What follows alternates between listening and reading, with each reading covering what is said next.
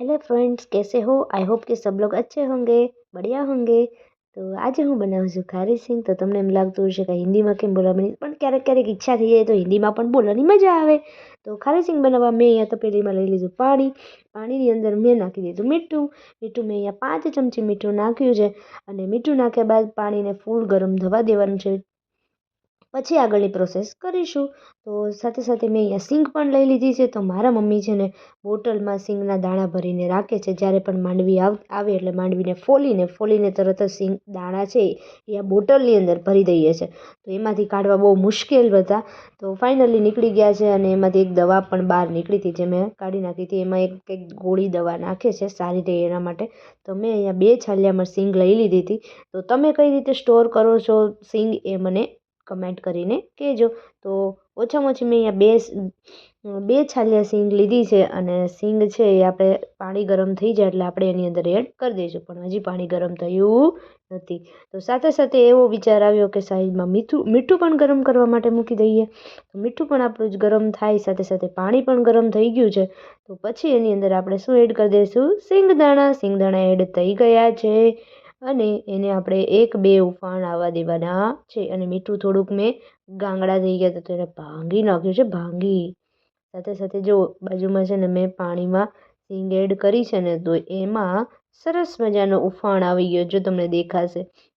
ઘણીવાર કમેન્ટ આવતી હોય એક વિડીયોમાં રેસીપી દેખાતી નથી, હવે આ વખતે દેખાય છે મસ્ત રીતે, જુઓ બધા। ચલો પછી જેવો આપણે 2-3 ઉફાણ આવી જાય એટલે સિંગને આપણે પાણી કાઢી નાખશું સિંગમાંથી। તો એના માટે મેં જારી લઈ લીધી છે। જારીની અંદર આપણે સિંગના દાણા અને પાણીને એડ કરી દઈશું એટલે સિંગ ઉપર રહી જશે અને પાણી જતું રહેશે।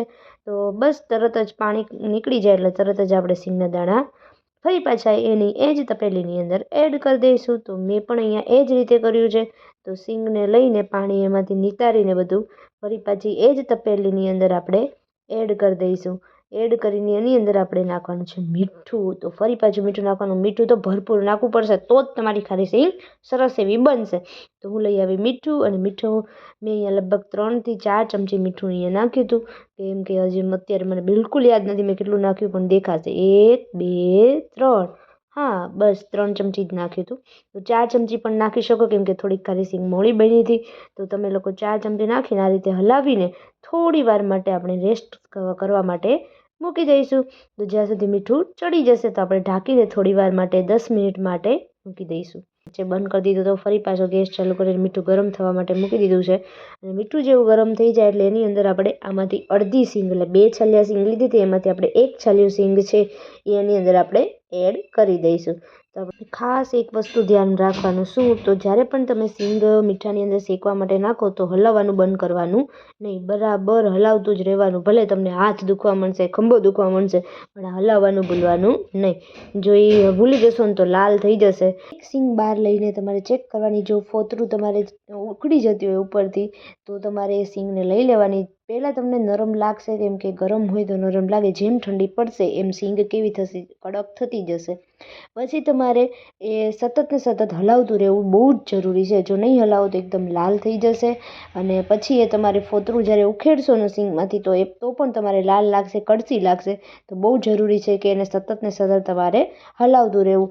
અને બીજું ધ્યાન એ રાખવાનું છે કે જ્યારે પણ તમારે સિંગ તમે બહાર કાઢો, ઠંડી પડી જાય અને છતાં પણ તમને એમ લાગતું હોય કે થોડીક નરમ છે, તો ફરી પાછું તમે થોડીક વાર મીઠાની અંદર નાખી શકો। તો મારી અહીંયા સિંગ શેકાઈ ગઈ છે, મેં ગેસ કરી દીધો બંધ। ઝારાની મદદથી બધી સિંગ મેં બહાર કાઢી લીધી છે। ઝારામાં ફટાફટ મીઠું નીચે વહી આવે અને સિંગ બધી ઉપર રહી જાય, એટલા માટે બધી સિંગ કાઢી લીધી છે। અને ગરમા ગરમ સિંગ છે ને ખાવાની બહુ મજા આવી જાય।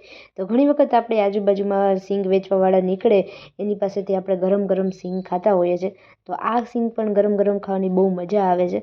તો કંઈ વાંધો નહીં, એવી મસ્ત મજાની આપણી સિંગ છે તૈયાર થઈ ગઈ છે।